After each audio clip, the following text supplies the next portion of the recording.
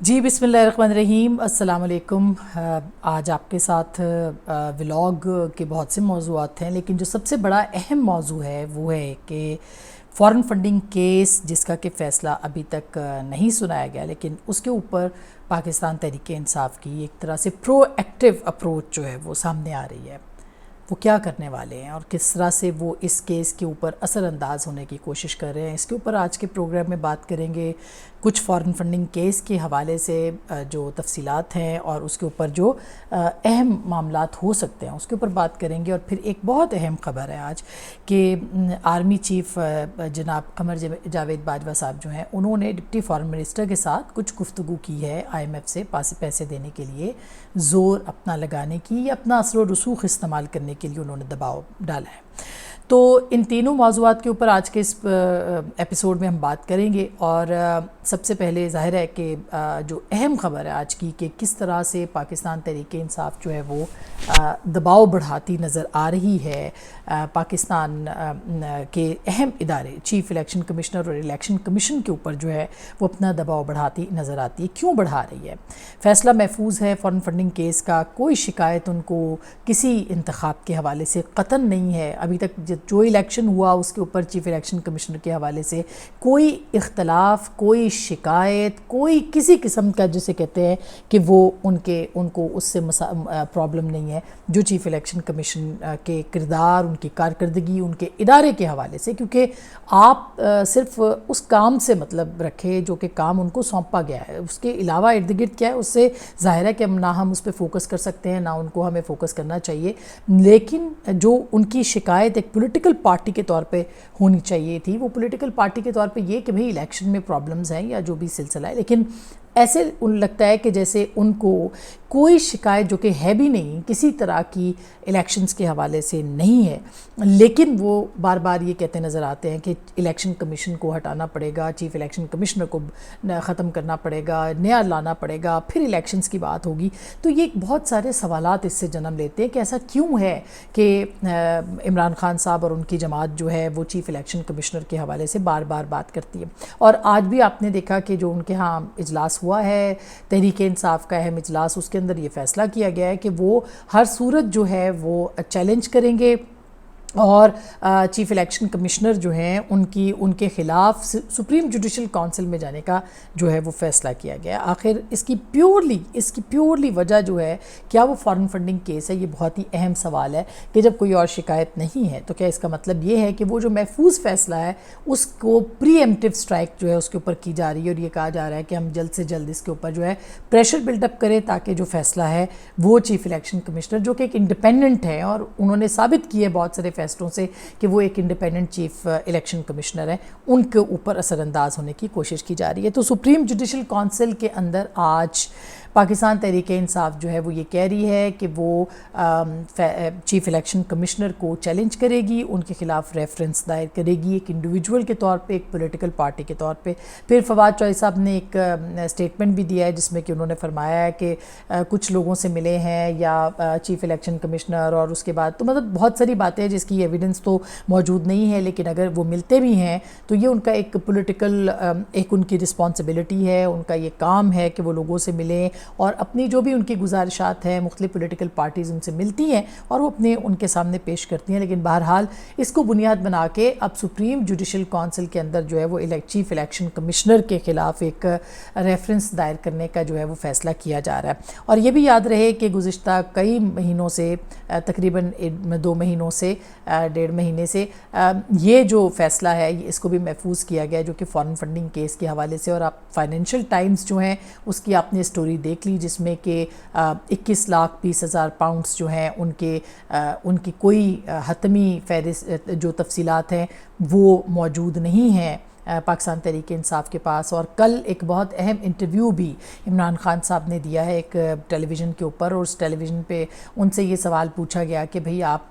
जो है वो फ़ॉरेन फंडिंग के हवाले से ये जो आरिफ नकवी हैं ये कौन है, तो उन्होंने आरिफ नकवी को डिफ़ेंड किया बिल्कुल उसी तरह से जिस तरह से उन्होंने फराह गोगी को डिफ़ेंड किया था। उन्होंने कहा आरिफ नकवी एक पाकिस्तानी है और एक पहले भी एक स्कैंडल आया था BCCI का जो पाकिस्तानी ऊपर जाता है, महज इल्ज़ामात हैं, अभी तक उनके ऊपर कोई फ़ैसला नहीं हुआ। यही जो मामला ہے یہ باقی سیاسی جماعتوں اور قائدین کے حوالے سے، یا جن لوگوں کو خود عمران خان صاحب ڈاکو چور وغیرہ کہتے ہیں، یہ ان کے اوپر بھی یہ لاگو ہونا چاہیے، کیونکہ ان کے بھی فیصلے بہت سو کے نہیں آئے ہیں۔ تو عمران خان صاحب ایک طرف عارف نقوی ہیں جن کو کہ کہتے ہیں کہ الزام ہیں، فرح گوگی ہیں جن کو کہ کہتے ہیں الزام ہے، اور دوسری جانب وہ کہتے ہیں کہ جی یہ جو عارف نقوی صاحب ہیں ان کے اوپر صرف محض الزامات ہیں اور پاکستانیوں کو سکسیسفل ہوتے دیکھتا نہیں چاہتے وغیرہ وغیرہ۔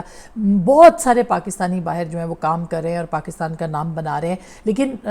عارف نقوی صاحب کے اوپر الزامات موجود ہیں، اور اس پہ انہوں نے کہا کہ جی یہ تو ابھی الزامات ہی ہیں محض، اس کے بعد جو ہے وہ انویسٹیگیشنز ہوں گی۔ معاملہ یہ ہے کہ یہ بہت ہی اہم معاملہ ہے اور یہ غبن کا معاملہ ہے، اور عارف نقوی کا نام جو ہے وہ بل گیٹس فاؤنڈیشن سے بھی پیسے لینے کے اس میں آ رہا ہے۔ خود عمران خان صاحب کو فنڈنگ ہوئی ہے، فلاحی میچ کروائے گئے، لیکن فنڈنگ پارٹی کی ہے، اور کل انہوں نے یہ تسلیم کیا کہ یہ فنڈنگ جو تھی وہ تحریک انصاف کو دی گئی تھی، جبکہ میچز جو تھے وہ فلاحی کاموں کے لیے جو ہے وہ انہوں نے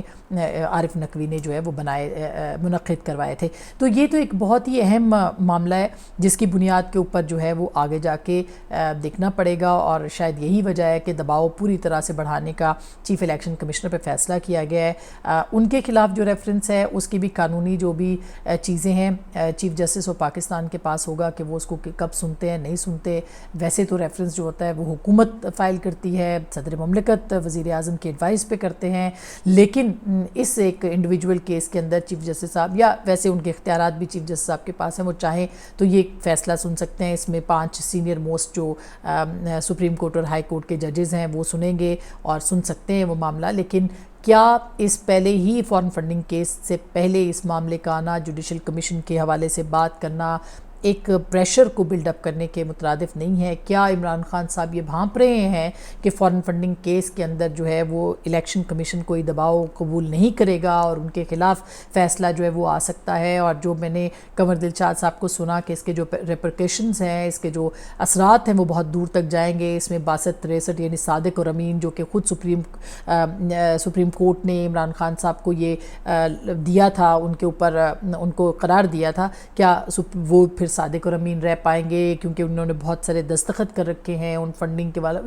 یہ لیگل پوائنٹس ہیں جس کے اوپر ہم بہت زیادہ ڈیٹیل میں بات نہیں کرتے، لیکن ایک تلوار ہے جو کہ عمران خان صاحب کے اوپر جو ہے وہ لٹک رہی ہے اور لٹک سکتی ہے اس معاملے کو بنیاد بنا کر۔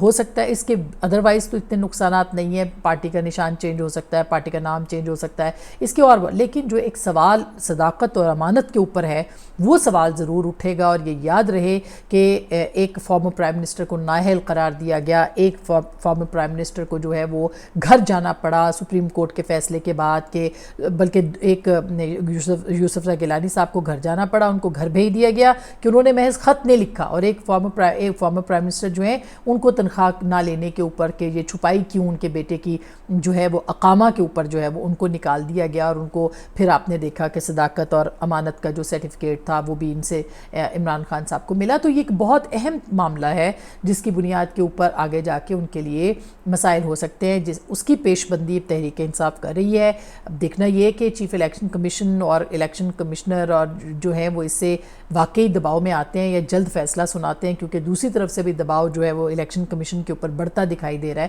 کہ آپ یہ فیصلہ جلد از جلد سنا لیں۔ ایک اور اہم کیس جو ہے وہ فارن فنڈنگ کیس کے علاوہ وہ آج جو اہم خبر ہے وہ یہ ہے کہ آرمی چیف قمر جاوید باجوہ صاحب نے گفتگو کی ہے ڈپٹی فارن منسٹر سے، اور ان سے یہ کہا ہے کہ وہ دباؤ اپنا بڑھائیں IMF کے اوپر کہ وہ پاکستان کو پیسے دیں، جو کہ 1 ارب 20 کروڑ ڈالر بنتے ہیں۔ اور کیوں یہ کال کی گئی ہے؟ کیا ہم اس کو سافٹ انٹرونشن کہہ سکتے ہیں، اس کا آغاز کہہ سکتے ہیں؟ یہ ایک بہت ہی اہم معاملہ ہے، لیکن بہرحال اس وقت موضوع گفتگو بھی ہے، بہت سے لوگ اس پہ بات بھی کر رہے ہیں، اس کو سافٹ انٹرونشن کہیں جو بھی کہیں، لیکن اس وقت پاکستان کے جو معاشی حالات ہیں اس میں پاکستان کو ان پیسوں کی بہت زیادہ ضرورت ہے، اور پیسوں کی ضرورت اس لیے بھی ہے کہ پاکستان کو دیوالیہ ہونے سے بچانا ہے۔ لیکن یہ یاد رہے کہ یہ جو IMF کے ساتھ پیسوں کی ڈیل تھی، یہ مفتاح اسماعیل صاحب نے جو ہے وہ ایک سکسیسفل ڈائلاگ کے بعد یہ لاک کر دی تھی، اور اس کے بعد اگست کے آخر میں یا ستمبر کے شروع میں یہ پیسے پاکستان کو ملنے کا وعدہ کیا گیا تھا۔ پھر اس موقع کے اوپر جبکہ پاکستان کو یہ پیسے ملنے ہیں اور اس کے لیے IMF نے تصدیق کر دی ہوئی ہے، کیوں آرمی چیف جو ہیں انہوں نے फ़ون کیا، یہ ایک اہم سوال بہرحال موجود رہے گا، لیکن اس کے ساتھ ساتھ پاکستان کی جو معاشی حالات ہیں وہ بہت دگرگوں ہیں اور پاکستان کو اس حوالے سے بہت خطرناک صورتحال کا جو ہے وہ سامنا ہے۔ تو یہ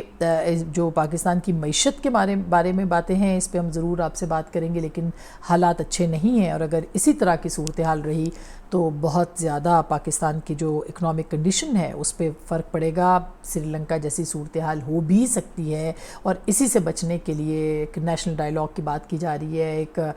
تمام اداروں کو مل کے بات کرنے کی بات ہو رہی ہے، اور اگر اسی سلسلے میں آرمی چیف نے پاکستان کے لیے اپنا اثر و رسوخ استعمال کیا ہے تو اس کو کوئی حرج نہیں سمجھنا چاہیے۔ پچھلے جو 4 سال تھے یا 3.5 سال تھے عمران خان صاحب کے، سعودی عرب سے بات کرنی ہو یا قطر سے بات کرنی ہو یا امریکہ سے بات کرنی ہو یا چائنا سے بات کرنی ہو، باجوہ صاحب بھی یہ کام جو ہے وہ کرتے رہے ہیں۔ بہرحال یہ کام جو ہے یہ پہلے ہی پایہ تکمیل کو پہنچا ہے، لیکن اب اگر اس کے جلد پیسوں کے آنے پہ وہ بات کر رہے ہیں تو اس میں کوئی پاکستان کے تمام اداروں کو مل کے اب کام کرنا ہوگا، اور حکومت کے انڈر یہ ادارے ہیں اور ان کے ساتھ ان کے انڈر رہتے ہوئے ہی کام جو ہے وہ کرنا چاہیے اور پڑے گا۔ یہ صورتحال ہے، اور اب دیکھتے ہیں کہ یہ اکنامک کنڈیشن جو ہے وہ پاکستان کو